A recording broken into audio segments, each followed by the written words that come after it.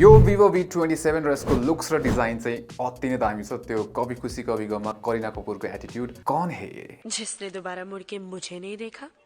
अब design focused phone हो यो चाहिँ हैन। सो निकै स्लिम छ प्लस हुन्छ नि यो चाहिँ एकदमै लाइट पनि छ, एकदम लाइट वेट छ हैन। यो युज गर्दाखेरि पनि खास एकदम हल्का फिल हुन्छ। प्लस यो चाहिँ दुईटा साइडबाट यस्तो हुन्छ नि कर्भ छ के, तपाईले हेर्नु भने पछाडीको ब्याक प्यानल पनि कर्भ भएर आउँछ, यताको यो अगाडिको डिस्प्ले पनि कर्भ भएर आउँछ। सो यो जुन छ नि फ्रेम त्यो चाहिँ एकदमै थिन छ है। त्यसमा चाहिँ के छ भन्दाखेरि यो ब्याक प्यानल चाहिँ ग्लास हो, एजी ग्लास भन्छ हैन। प्लस कलर चेन्जिङ प्रपर्टी छ। सो युभी रे हान्दाखेरि चाहिँ कलर चेन्ज गर्छ यसले, डार्क ब्लू जान्छ, निकै राम्रो देखिन्छ। त्यसपछि त्यसको जुन फ्रेम छ त्यो चाहिँ प्लास्टिकले दिएको छ है। जस्ट ओभरअल डिजाइन चाहिँ निकै इम्प्रेसिभ छ यसको। अब यसको डिजाइनमा मलाई एउटा चाहिँ के लाग्यो भन्दाखेरि यो जुन कर्भ डिस्प्ले छ नि यसमा यो स्क्रिन प्रोटेक्ट चाहिँ प्री अप्लाइड छ हैन। त्यसले गर्दाखेरि हुन्छ त्यस्तो स्वाइप गर्दाखेरि चाहिँ यो चाहिँ कस्तो हुन्छ त्यो फिल हुन्छ कि ठ्याक्कै त्यो प्रोटेक्टर चाहिँ सो स्मुथ फिल चाहिँ हुँदैन है। अब यसमा चाहिँ के छ भन्दाखेरि हामीले डेडिकेटेड माइक्रो एसडी चाहिँ पाउँदैन। सो डुअल सिम स्लट मात्र छ। त्यसैगरी यसमा हामीले इन डिस्प्ले फिङ्गरप्रिन्ट सेन्सर पाइरहेछौँ हैन र निकै फास्ट छ। तर पोजिसन चाहिँ अलिकति लो छ। ठ्याक्कै यो हुन्छ नि यो आइकन यहाँतिर भइदा भए चाहिँ बेटर हुन्थ्यो जस्तो लाग्यो मलाई है। त्यसैगरी यसमा स्पिकर सिंगल हो हैन। सिंगल भए पनि जे यसको क्वालिटी चाहिँ राम्रै छ। जस्तै स्पिकरमा चाहिँ के छ भन्दाखेरि त्यो हुन्छ नि लाउडनेस चाहिँ ठिकै छ, तर जुन क्वालिटी छ नि त्यो थम्प भन्छ इङ्ग्लिसमा हैन, अङ्ग्रेजीमा त्यो थम्प भन्छ, त्यो चाहिँ दामी छ। अब कुरा गरौँ यसको मेन हाइलाइट र त्यो चाहिँ हो यसको क्यामेरा। सो यसमा चाहिँ सोनीको IMX766V भन्ने चाहिँ सेन्सर युज गरिरहेको छ हैन र यो चाहिँ V27 स्पेसिफिक हो। भिभोहरूले चाहिँ यो फोनमा चाहिँ यो सेन्सर स्पेसिफिकली युज गरिरहेको छ हैन। यसमा चाहिँ के छ भन्दाखेरि मेन सेन्सर चाहिँ निकै राम्रो छ। लाइक हुन्छ नि डे लाइटमा त फोटोजहरू लास्टै दामी छ हैन, क्रिस्प क्लियर छ, कलर चाहिँ हल्का बुस्ट गरेको जस्तो देखिन्छ, तर ओभरअल फोटोजहरू निकै इम्प्रेसिभ छ। डाइनामिक रेन्ज पनि निकै राम्रो हैन। प्लस नाइट टाइमको फोटोजहरू पनि हुन्छ नि एकदमै त्यो इम्प्रेसिभ नै छ कि लाइक हेर्दाखेरि वाउ भने जस्तो हुन्छ हैन। नाइट टाइममा नि कलर पनि एकदम राम्रो पिक्चर गर्छ, सार्प पनि छ फोटोजहरू, जस इम्प्रेसिभ छ। र यसको अर्को मेन हाइलाइट भनेको चाहिँ अब पोर्ट्रेट फोटोजहरू हैन। सो यसमा चाहिँ के छ भने पोर्ट्रेट फोटोजहरू निकै राम्रो निकाल्छ। 1x र 2x जुम मोड हुन्छ, तर मलाई चाहिँ 2x को लुक चाहिँ राम्रो लाग्छ हैन ओभरअल। त्यसैगरी जुन हुन्छ नि यसको चाहिँ त्यो अब ब्याकग्राउन्ड ब्लर इफेक्टदेखि लिएर एज डिरेक्सन चाहिँ राम्रो छ। एज डिरेक्सन कहिलेकाहीँ चाहिँ अलिकति त्यति पर्फेक्ट हुँदैन त्यो हेयरहरू जस्तो कुरामा चाहिँ हैन, नत्र ओभरअल निकै राम्रो छ। प्लस नाइट पोर्ट्रेट पनि राम्रै खिच्छ कि यसले, नाइटमा नि राम्रै पोर्ट्रेटहरू निकाल्छ। प्लस यसको जुन अरा सिस्टम छ नि त्यसले पनि हेल्प गर्छ। सो त्यो चाहिँ अहिले हामी चेक गरेर छौँ। फर्स्टमा चाहिँ हामी नर्मल पोर्ट्रेट खिच्छौँ हैन। ल यो चाहिँ हाम्रो नर्मल पोर्ट्रेट भयो। अब चाहिँ हामी लाइट अफ गर्छौँ, यो चाहिँ नाइट मोडमा हान्छौँ हैन 2x मै। यो चाहिँ कम्पेरिजनको लागि फेरि विदाउट नाइट हैन, अनि फेरि नाइटमा गएर एकचोटि फेरि अरा फ्ल्यास बालेर पनि गर्छौँ। अब रिजल्ट्सहरू हेरौँ है त। त्यो हाम्रो यो नर्मल पोर्ट्रेट भयो हैन। यो चाहिँ हाम्रो बत्ती निभाइसकेपछि पोर्ट्रेट मोड भयो है। त्यसपछि यो नाइट अन गऱ्यो भने चाहिँ अलिकति यो हेऱ्यो भने स्किनहरू लिफ्ट गरिदिएको छ, पहिलाभन्दा अलिकति ब्राइटर छ। अनि यो चाहिँ हाम्रो फ्ल्यास हो है। फ्ल्यासले चाहिँ अलि बेसी ब्राइट बनाए जस्तो लागिरहेको छ मलाई। यो हेऱ्यो भने ठ्याक्कै यतापट्टि चाहिँ यता प्रोनेसको यो लेफ्ट राइट साइडमा पनि छैन नि त हैन, लाइट आएन, तर फ्ल्यासले चाहिँ ठ्याक्कै इभन लाइट दिएको छ कि फेसमा। सो जे होस् अरा लाइट सिस्टमले चाहिँ राम्रै काम गरेर जस्तो लाग्यो मलाई। अब स्याडली यसको जुन अल्ट्रा वाइड क्यामेरा छ त्यो चाहिँ मेन क्यामेरा जस्तो इम्प्रेसिभ चाहिँ छैन। फोटोजहरू चाहिँ हुन्छ नि अलिकति वास्ट आउट भन्दा नि हुन्छ नि त्यति सार्प छैन। प्लस कलरहरू अलिक डल देखिन्छ, कलर चाहिँ बुस्ट गर्न खोजेको छ हैन, तर डाइनामिक रेन्ज पुग्दैन। So overall ultra wide angle जुन क्यामेरा छ नि यो प्राइसको लागि चाहिँ बेटर हुनुपर्ने चाहिँ थियो यसको। सो सेल्फिजहरू चाहिँ यसबाट इम्प्रेसिभ नै छ। जस 50 मेगापिक्सलको सेल्फी क्यामेरा हो र सार्प निकाल्छ हुन्छ नि, एकदम अटो फोकस पनि छ यसमा। सो त्यसले गर्दाखेरि फोकस पनि राम्रै हुन्छ, प्लस कलर्सहरू पनि नेचुरल देखिन्छ र फेस टोन पनि इभन छ हैन। प्लस यसमा चाहिँ अब नाइट सेल्फिजहरू जुन हुन्छ नि त्यो पनि राम्रै खिच्छ कि। यसमा चाहिँ के हुन्छ यसरी स्क्रिनकै फ्ल्यास भनौँ न, अब यस्तो यो अरा लाइट सिस्टम यसले युज गर्छ, त्यसले गर्दा चाहिँ इभन टोन दिन हेल्प गर्छ। अलिकति डार्क छ भने पनि र अरू फोन्सहरू जस्तो नोजी सेल्फी खिच्दैन यसले नाइटमा चाहिँ जस राम्रै निकाल्छ। तर एकदमै हुन्छ नि अब त्यो डार्क एरियामा गयो भने चाहिँ हल्का ब्लर आउने चान्स चाहिँ अझै पनि हुन्छ। अब भिडियो चाहिँ यसले 4K 30 FPS सम्म हान्छ हैन, र भिडियो जुन क्वालिटी छ नि एकदम क्रिस्प। यो भिडियो फुटेज हेऱ्यो भने चाहिँ हुन्छ नि हामीले खिचेको लाइक कस्तो दामी नेचुरल ब्लर हानिरहेको छ नि, खिच्दाखेरि त्यो वाउ भइरहेको छ क्या। सो जस भिडियो चाहिँ राम्रो छ। कलर चाहिँ अलिकति चाहिने भन्दा धेरै बुस्ट हान्दिएको जस्तो फिल भइरहेको छ हैन, तर ठिकै छ ओभरअल एकदम क्रिस्प छ खिच्छ। अब यसमा चाहिँ OIS प्लस EIS चाहिँ दुइटै छ हैन।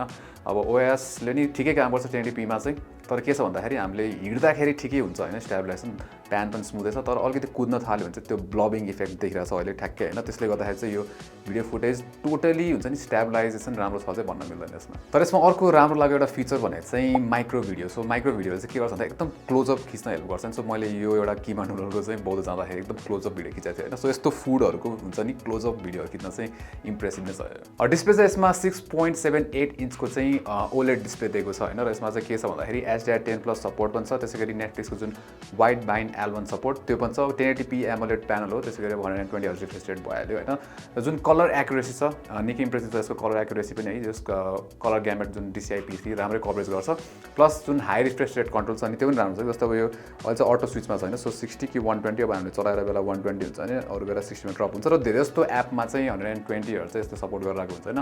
इभन तपाईले चाहिँ हुन्छ नि हाई रिफ्रेश रेट गेम खेलिरहेछ भने पनि त्यसमा पनि सपोर्ट गर्छ। तर के छ भन्दाखेरि अब कुनै एप जस्तो अब नेटफ्लिक्समा हैन हामीले भिडियो हेर्दाखेरि चाहिँ 60 मा ड्रप भयो हैन, तर अब फेरि हामीले चाहिँ अर्को भिडियो एप युट्युब प्ले गर्दाखेरि चाहिँ 120 नै सपोर्ट गरिरहेको छ है। सो यसको त्यही हो एप हेरी छ हैन कस्तो सपोर्ट गर्छ भनेर। त्यसै गरी ब्राइटनेस पनि राम्रो छ, नर्मल भनेको सिर्फ 490 निट्सको ब्राइटनेस होइन, जुन भनेको अब हुन्छ नि राम्रै हो। त्यसै गरी हाई ब्राइटनेस मोडमा चाहिँ हुन्छ 1000 निट्ससम्म जान्छ, सो बाहिर चलाउँदाखेरि अब हुन्छ नि हामीले एकदमै हार्स सनलाइट छ भने नि केही पनि इस्युजहरु छैन, जस्ट ओभरअल डिस्प्ले चाहिँ निकै इम्प्रेसिभ छ यसको। अब यसमा हामीले चिपसेट चाहिँ डाइमेन्सिटीको 7200 पाउँछौँ हैन, यो चाहिँ नयाँ 4 नैनोमिटर चिपसेट हो, सो यसले गर्दा चाहिँ इफिसिएन्ट बडी छ, प्लस यसको पर्फर्मेन्स पनि ठिकै छ हैन। जस्तै अब डेली टास्कहरु हामीले गर्छौँ नि एकदम फास्ट स्मुथ छ कि लाइक केही प्रब्लम छैन हैन। हामीले जुन नर्मल टास्कहरु गर्छौँ डेली एप ओपनिङ देखि लिएर स्विचिङहरु सब एकदम फास्ट छ, केही प्रब्लम पर्दैन हैन। प्लस यो चाहिँ अब 8GB र्याम त्यसैगरी 256GB स्टोरेज भेरिएन्टमा चाहिँ आउँछ, त्यो भनेको इनफ हो स्टोरेज पनि हैन, फास्ट छ स्टोरेज पनि यसको। त्यसैगरी अब चाहिँ हामी गेम टेस्ट गर्छौँ र गेम पनि राम्रै रन गर्छ, नराम्रो भन्नु मिल्दैन। सो फर्स्टमा चाहिँ गेन्सिन इम्प्याक्ट खेलिरहेको, सो गेन्सिन इम्प्याक्ट चाहिँ हामीले लो ग्राफिक्समा खेलिरहेको छौँ, त्यसैगरी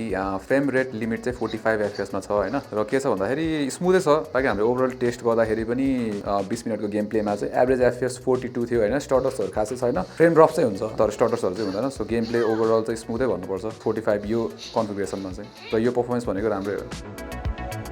अब PUBG मोबाइल चाहिँ हामीले यो चाहिँ स्मुथ एक्सट्रिम सेटिङ्समा खेलिरहेको छौँ हैन, र एकदम स्मुथै छ हैन, FPS राम्रो छ। तर एउटा चाहिँ के लाग्यो भन्दाखेरि हामीले एक्सट्रिम FPS राख्दाखेरि नि 60 FPS चाहिँ दिइरहेको छैन हैन। हामीले 20 मिनट्सको गेम प्ले खेल्दाखेरि चाहिँ यसमा जम्मा 55 FPS मा चाहिँ दिइरहेको थियो कि, तर फ्रेम ड्रप्सहरु केही पनि छैन, गेमले चाहिँ स्मुथ छ, मरै गरिन्छ।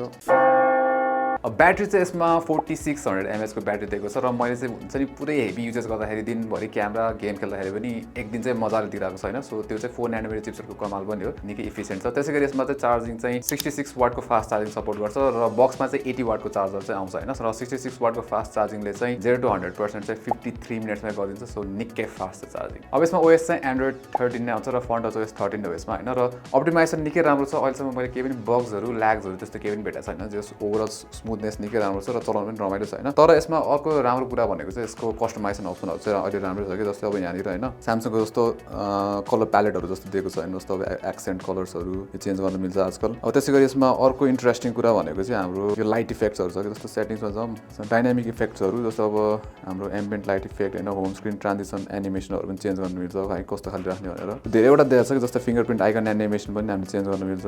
अर्को के छ फिङ्गरप्रिन्ट रेकग्निसन एनिमेसनहरु पनि यस्तो बवाल छ, प्लस अलवेज अन पनि छ धेरै, अलवेज अनमा चाहिँ अहिले यो छ हाम्रो हैन। त्यस्तै कस्टमाइजेसन अप्सन र यस्तो यो हुन्छ नि कस्टमाइजेसनहरुदेखि लिएर चार्जिङ इफेक्ट एनिमेसन्सहरु चाहिँ निकै राम्रो दिएको छ, र ओभरअल अहिले चाहिँ स्मुथ पनि छ के, UI चाहिँ खासै हुन्छ नि त्यस्तो ल्याग्सहरु काहीँ पनि छैन, हल्का हल्का कुनै एनिमेसन चाहिँ हल्का ल्याग देखिन्छ, नत्र ओभरअल जो OS को स्मुथनेस चाहिँ गुड। सो Vivo V27 प्राइसको लागि जुन यसको प्राइस छ 58,099 हैन, राम्रै अप्सन हो। स्पेशली हुन्छ नि तपाईँ चाहिँ क्यामेरा फोकस्ड फोन एउटा खोजिराख्नु भएको छ भने चाहिँ यसले राम्रै पर्फर्म गर्छ। अरू कुरा पनि राम्रो छ हैन, डिस्प्लेदेखि लिएर ब्याट्री होस् अथवा पर्फर्मेन्स। अब पर्फर्मेन्स यो प्राइसमा बेस्ट चाहिँ हुँदैन डेफिनेटली हैन, तर ओभरअल प्याकेज जुन V27 ले प्रोभाइड गरिरहेको छ स्पेशली क्यामेरा हैन, इट्स अ गुड फोन।